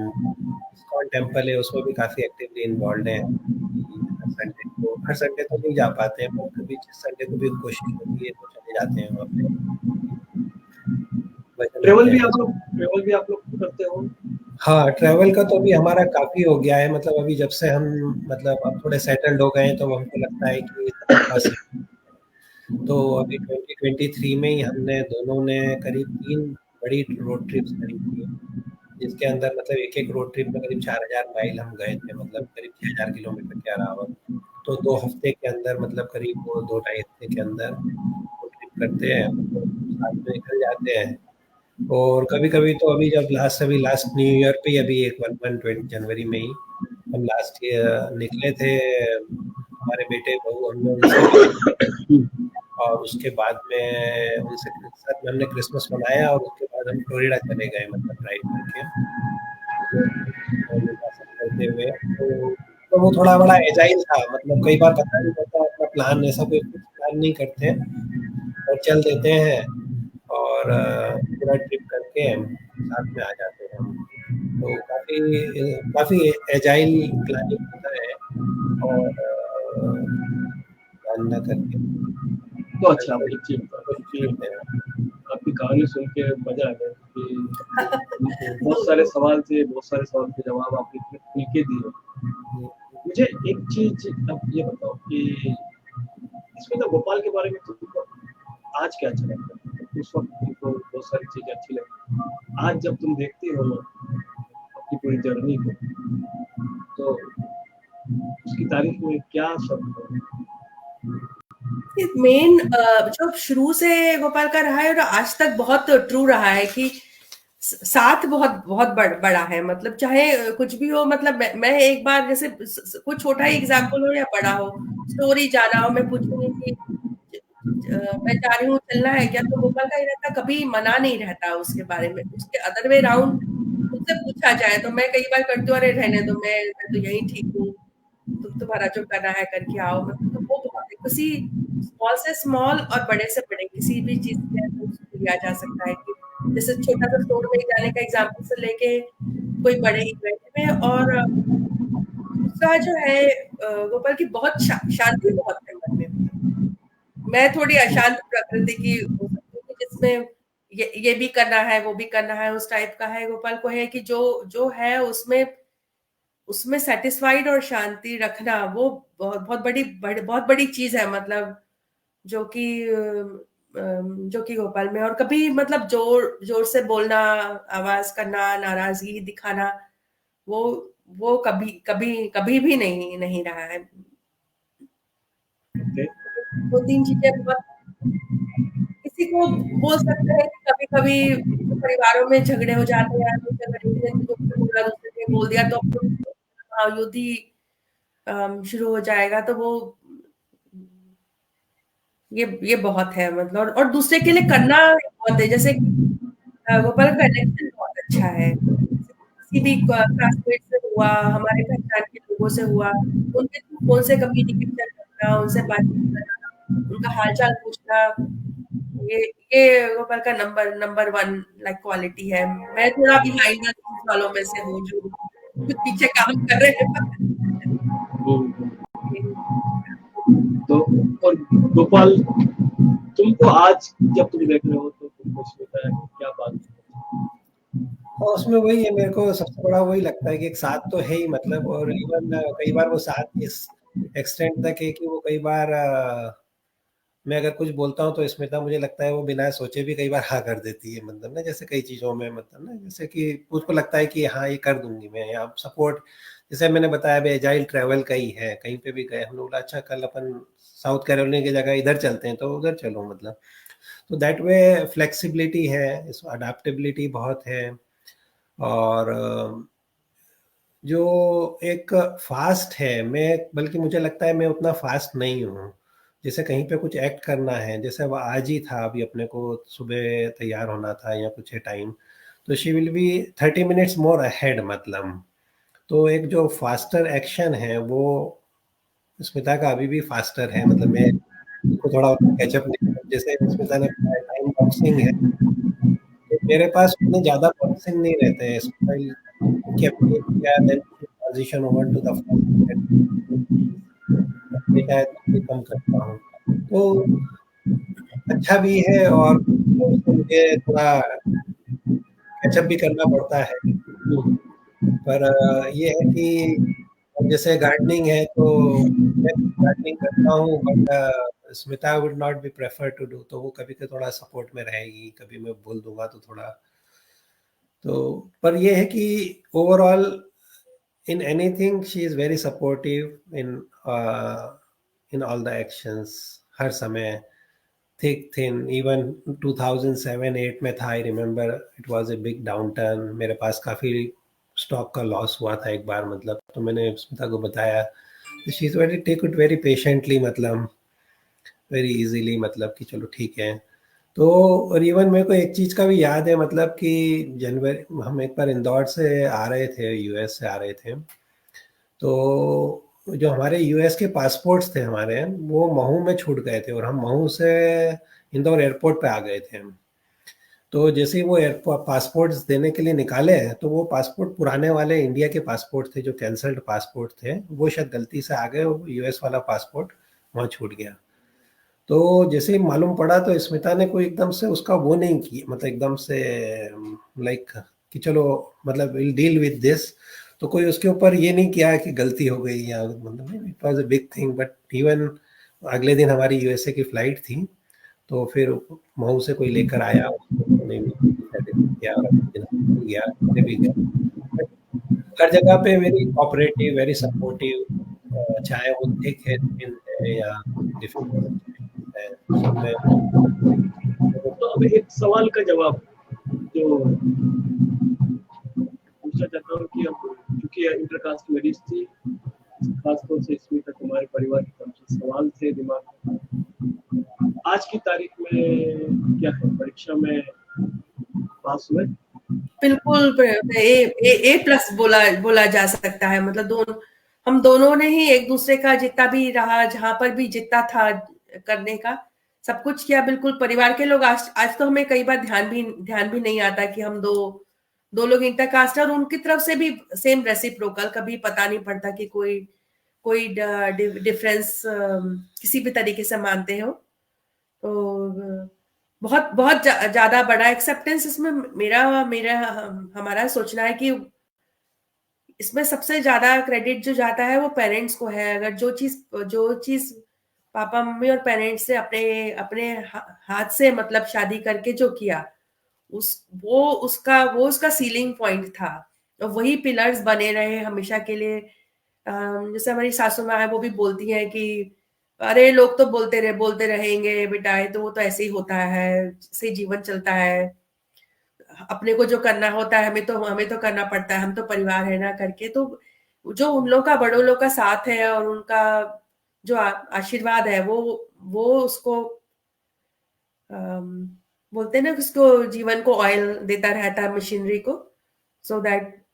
हाँ, अभी के समय में तो, और काफी समय से हो गया था, इवन इंदौर से ही, कि और लोग हमें मिस भी करते हैं, क्योंकि हम इतना दूर आके बैठ गए हैं, तो उनको भी याद आती है कि अरे स्मिता होती, गोपाल होते तो ऐसा कुछ होता है। तो एक बार इसी में ऐड करना था हमारा, मैं बीच में हम लोग मैं भूल गई, मतलब मैंने सोचा था सपोर्ट स्ट्रक्चर ओवरऑल, राइट। तो जो मम्मी पापा का, सास ससुर का, भाई बहनों का, सबका सपोर्ट स्ट्रक्चर है, वो जो जीवन को अकेला चना तो मतलब भार नहीं फोड़ सकता है। तो हम चाहे हमारे को कितना भी क्रेडिट दे और कितना भी प्यार हो और कितना भी जिंदगी में कितने भी समझदार हो, नॉलेजेबल हो, एक्शन हो, पर सपोर्ट स्ट्रक्चर कॉलेज से लेके अभी तक, कॉलेज में अपने दोस्तों का, जैसे कुछ खास दोस्तों का तो नाम लिया, वर्षा, ऋतु, हम तीनों साथ थे, लड़कियां गोपाल की ओर से थे, मिलिंद शाकिर, बाकी भी अपने बहुत सारे, अरविंद राजावत हैं, हरीश हैं, आप हैं, अक्सर अपॉलॉजीज की नाम सब याद नहीं आ रहे, पर हाँ, किसी का सबका सपोर्ट था। कुछ नहीं हुआ तो किसी ने कुछ बोला तो नहीं ना हमको, क्योंकि वो उस समय जो सेंसिटिविटी थी जीवन में, वो आज अब स्ट्रॉन्गर है, अब टुगेदर है तो बोल सकते हैं। इवन कॉलेज के सीनियर्स और दादा, उनका भी हम दोनों कल बात कर रहे थे, मैंने कहा कि हाँ, कभी अपने को मालूम नहीं पड़ा, किसी ने अपने को बोला नहीं कि क्या है, क्या हो रहा है। तो वो जो सपोर्ट स्ट्रक्चर है दोस्तों का, नेटवर्क का, जैसे विद्योत्मा हॉस्टल, ऋतु वर्षा पास में, जब मर्जी हुई, जैसे घर में नहीं हुआ तो अपना वॉक करते करते, हमारा एक ही रोड पे था, मेरा घर और इनका, तो अपना पैदल चलते चलते उनके घर तक, वहां तक हॉस्टल तक पहुंच गए, थोड़ी देर बैठे, चाय वाय पी, आराम किया, उसके बाद अपना बातचीत करके, रोना गाना गा के अपना वापस से अपनी पढ़ाई के लिखाई में लग गए। तो वो कंटिन्यूस, भाई बहन, जैसे मेरा भाई छोटा था, मेरे 5 साल छोटा, चलो हमने कहा अच्छा चलो अब थोड़ी देर कैरम बोर्ड खेल लेते हैं, मन चेंज हो जाएगा। दीदी है मेरे, पूरे जो 2 इयर्स थे जितने में मैं इंदौर रही, वो मेडिकल कॉलेज में खुद पढ़ रही थी, तो उनके पास चले जाओ भाई, थोड़ा बातचीत कर लो, उनके साथ कुछ शॉपिंग कर लो।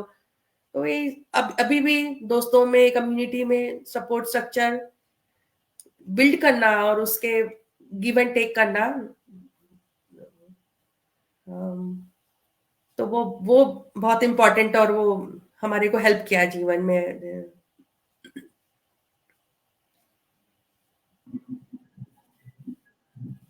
मुझे लगता है गेसू के जो दोस्त हैं उनका सपोर्ट लगातार बना हुआ है। मेरे साथ भी जो दोस्त लोग हैं वो आज तक गेसू के मेरे साथ हैं। मैं अभी भी एक टूर पे गया था हिमाचल प्रदेश, और वहाँ पर अपने जो बैचमेट्स हैं उन लोगों से मिल के आया। इतने साल बाद हम मिलते हैं, तब भी हम लोग ऐसे ही मिलते हैं जैसे कि हमेशा से एक दूसरे के साथ थे। आई थिंक वो शायद गेसू के डीएनए में भी है, उज्जैन के डीएनए में भी। तो एक सवाल जो सब मुझसे बोल रहे हैं कि आपको पूछना चाहिए, वो सवाल है कि नई पीढ़ी के लिए कोई संदेश है क्या? अब आप तो मतलब दादा दादी बन चुके हैं। सही बात है। दादी अम्मा। तो क्या संदेश अपने अनुभवों का? मैं एक बोलता हूँ, मेरे को तो एक लगता है कि जो जीवन है वो बहुत छोटा भी है और बहुत लंबा भी है। तो जीवन छोटा है, रोज आपके पास जीने के लिए बहुत चीजें हैं, तो इसको व्यर्थ नहीं जाने दें, और अपना जितना अच्छे से, everything we can do with be best of you with everyone, मतलब, और जितनी जल्दी किसी से कुछ मन मुटाव हो, जितनी जल्दी भूल सकते हो तो उतनी जल्दी भूल जाओ और आगे बढ़ो अच्छे से, मतलब जितना हैप्पी रहो, खुश रहो सबके साथ में, चाहे वो वर्क पे हो, घर पे हो, कहीं पे भी। तो वही एक जीवन को मानो तो बहुत छोटा है, तो बहुत ये लंबा जीवन भी बहुत छोटा लगेगा और बहुत अच्छे से। क्या बात है, क्या बात है। जीवन लंबा भी है और छोटा भी है, क्या बात है, बहुत अच्छा। गोपाल बहुत गहरी बात कह रहे हो। हाँ श्वेता, तुम क्या कहोगे? मैं वहां से शुरू करूंगी, एक पूरी लंबी यात्रा में जैसे हमारी ही है, सक्सेस भी है उसमें, ऊपर नीचे भी चीजें हैं, कई सारी है। एक रिग्रेट मतलब बोलते हैं कि जो कि जैसे मान लो यूएस आने से हमारे को हुआ, मैं वहां से उसकी शुरुआत करती हूँ, तो एक एग्जाम्पल रहेगा कि हम जब फास्ट मूव करते हैं, और अभी नई पीढ़ी तो और भी फास्ट है मतलब, तो अपन कुछ कुछ छोड़ भी जाते हैं पीछे, जैसे कि जैसे अब जब मुझे जरूरत थी तो मेरे पापा मम्मी थे मेरे साथ में और उन्होंने सब कुछ किया। आज की तारीख में अब वो नहीं है, और जब उनको जरूरत पड़ी, जैसे हम यहाँ आए तो मेरी मम्मी को हार्ट अटैक आया, तो उस समय मैं तो नहीं थी करने के लिए, और एक बार जो सेकंड आया उस समय तो फिर उनका जीवन नहीं बचा, फिर मेरे पिताजी का था। तो ये भी लगता है कि जब वो लोग, उन्होंने हमारे लिए सब कुछ किया, पर जब हम इस पोजीशन में आए, जब हम कर सकते थे, तो हम उनके साथ नहीं थे। तो ये हो सकता है कि कोई भी किसी के साथ भी कभी भी हो, पर जितना भी हो, नई पीढ़ी के लिए आज एक लगता है कि अब आज हम भी उस स्थिति में है कि जितना हो सके कनेक्शन अपने पापा मम्मी से, भाई भाई बहन से, दोस्तों से, जितना भी हो। आजकल कनेक्शन तो सभी बोलेंगे है, मैं व्हाट्सएप से रोज मैं मैसेज सबको 100 लोगों को करता हूँ, पर वो डीप डीप कनेक्शन और दूसरे की, खासतौर से अपने क्लोजेस्ट सर्कल से शुरू करके, अपने पापा मम्मी भाई बहनों से शुरुआत करके, कि उनको कोई जरूरत है, कुछ हेल्प चाहिए, कभी कभी तो सिर्फ एक फोन कॉल के लिए ही वो लोग वेट करते हैं, तो वो उन चीजों के लिए समय निकालें और वास्तव में करें, उसको एक्ट करें उसके ऊपर। सिर्फ फेसबुक पे होना, ट्विटर पे होना, इंस्टाग्राम पे होना इज नॉट नॉट इनफ मतलब। तो अब देखिए, आप लोग आज जब मेरे साथ हैं या वैलेंटाइंस डे और बसंत पंचमी के अवसर पर, तो उसका एक कारण ये है कि आप गेसु के पहले कपल हैं। और अजय पथिक ने एक सवाल पूछा है कि क्या आपको पता है गेसु में आज की तारीख में कितने कपल हो चुके हैं? आई थिंक उन्होंने कुछ लिस्ट भेजी थी, करीब 50 के आसपास। काफी एक बड़ी लिस्ट है, और असली आंकड़ा शायद अजय पथिक के पास ही होगा। हाँ, तो लिस्ट देखी थी, वो 3 पेज की लिस्ट उन्होंने शेयर की थी, तो उसमें कुछ 50 प्लस दिख रहे थे, 50 to 60। तो आपने जो शुरुआत की वो परंपरा भी चालू है, और आज की तारीख में तो मेरे ख्याल से लड़के और लड़कियों का रेशियो भी 50-50 के आसपास है। तो हमारे वक्त में तो सिर्फ 2 ही लड़कियां थी, वो वाला सवाल आज खड़ा नहीं होता। बट आप उस पूरी परंपरा में सबसे पहले थे। ये इसका मुझे बहुत गर्व है कि मैं आज आपके साथ बात कर रहा हूँ, और अजय ने अभी काउंट डाला है 71 एंड स्टिल काउंटिंग। तो बहुत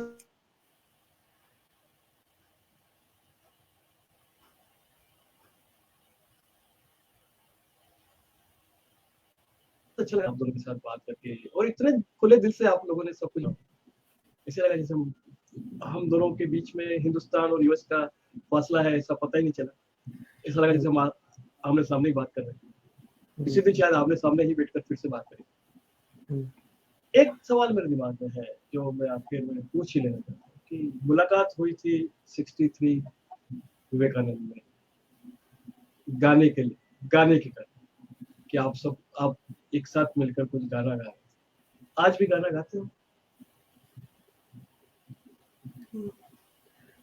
अभी हम कभी कोई फंक्शन इकट्ठा होता है तो उसमें कर लेते हैं, जैसे कभी कोई पूजा होती है तो अभी भजन कर लेते हैं, पर हमने वैसे कोई कोरस टाइप का सॉन्ग नहीं है, पर जैसे भगवान की स्तुति जो होती है वो करते हैं। और एक हमारा अभी भी प्रैक्टिस चल रही है, जो हम जैसे मेरे फैमिली बैकग्राउंड से मैंने बताया था, हम प्रेयर करते हैं, तो हम आज भी रोज पूजा करते हैं।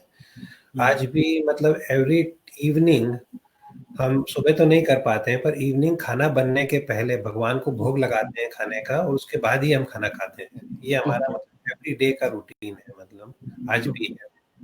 और हर संडे को भगवान का स्नान कराकर भगवान की आरती करते हैं, और कोशिश करते हैं कि कभी एक उसके बाद में स्तुति करनी है तो स्तुति साथ में करते हैं। मेरी मम्मी है, वो कई बार उनको राधे मतलब उनके राधे के भक्त हैं, तो उनका कोई पूजा होती है, उनके भजन होते हैं, तो स्मिता बल्कि कभी मैं भी नहीं भी हूँ तो स्मिता उनके साथ में करके वो साथ में भजन करती है मम्मी के। ओके, तो गीत अब भजन बन गए, मतलब जिंदगी में इतना फर्क हुआ है। गीत से हाँ वही हाँ। अभी थोड़ा आध्यात्मिक वाले में है अभी। Okay, अभी हमने सोचा था कभी कि हम थोड़ा सॉन्ग को भी करेंगे, तो स्मिता ने भी गिटार सीखना चालू किया है। मैं तो Okay. शायद इतना फास्ट लर्न नहीं हूँ, तो मुझे नहीं लगता कि मैं गिटार सीख पाऊंगा। नहीं, पर मुझे जो समझ में आ रहा है कि अब गोपाल भी गिटार सीखेगा ही सीखेगा। तो मैं देखता हूँ फिर कभी। तो हम अगली बार जब मिलेंगे तो आप लोगों से गिटार सुनेंगे। हाँ, बहुत अच्छा लगा, इतना वक्त दोनों ने निकाला, उसके लिए बहुत बहुत धन्यवाद। और आपको भी हमारे लिए भी आपने हमको ये सौभाग्य दिया कि और सबके साथ में शेयर करने के लिए कि भाई तो तो लगता है कि हम इवन अभी भी लाइक एज वाइज ऐसा लगता नहीं है अभी जैसे हम दादा दादी हो गए, और फिर भी और जब सब अभी फ्रेंड से मिलते हैं तो हम बिल्कुल वापस उसी दुनिया में आ जाते हैं। जैसे जयंत ने कल मैसेज किया तो उसने हमको वीडियो कॉल करा दिया, तो बहुत ही अच्छा लगा सबसे हम दोस्तों से कनेक्ट करके। और ये कि आगे भी अपन कुछ संपर्क बनाए रखें, और हम इंडिया बिल्कुल जब आएंगे तो we will try to make a meeting बिल्कुल, टुगेदर। हम सब लोग मिलेंगे, पूरे बैच के लोग भी मिलेंगे और गेसू के बाकी लोग भी आपसे मिलना चाहेंगे। तो इसी के आपका साथ हाँ जी, थैंक यू पुनीत हमको कनेक्ट करने के लिए। तो this is a celebrity moment हो गया हमारा तो। अच्छा है, यू आर सेलिब्रिटी, मतलब you are we are very significant, मतलब गेसू की हिस्ट्री लिखी जाएगी तो उसमें वो पन्ना आपका नाम का है, कोई इसको बदल नहीं सकता है। आजकल जो वो ऑफिस में आता है ना, take self care for your self care, तो दिस इज कि अपने आप को मतलब क्या बोलते हैं ना, सेल्फ केयर दो, अपने आप को लव दो, अपने आप को महत्वपूर्ण मानो, तो ये तो उसके भी ऊपर। हाँ, तो आप हो, आप हो, आप हो। मैंने कहा ना कि इतने साल का इतिहास है, उसमें अगर सबसे पहली बार आप दोनों, और जैसा कि मैं कहना चाहता हूँ कि you are very unlikely couple, मतलब क्योंकि आप दोनों चुपचाप चुपचाप होते थे, शांत रहते थे, और जिस तरह से ये पूरी कहानी आपने सुनाई, inspiring, it's very inspiring, it's a very different kind of, जैसे मैंने इसका थीम दिया है, एक मैच्योर लव स्टोरी। और आपको जब दोनों को देख रहे हैं और बात कर रहे हैं तो समझ में आ रहा है कि वो आज भी कायम है। और तो अगली बार गिटार सुनूंगा। बिल्कुल। इसी वादे के साथ आज यहाँ पर एक पॉज लेते हैं। ओके, शब्बा खैर, जय हिंद, जय जय Bharat. Thank you, thank you. Thank you. तो दोस्तों, ये हमारा आज 90वां 90th सेशन था, और हम बहुत तेजी से 100वें सेशन की तरफ बढ़ रहे हैं। आप सबको भी यीशु समाज की तरफ से बहुत बहुत शुभकामनाएं और बहुत बहुत बधाइयाँ। हमारे साथ इस जर्नी में इसी तरह जुटे रहे। Thank you. तो आपकी परमिशन से यहाँ पर एक पॉज लें। Sure, thank you, thank you, thank you. Thank you.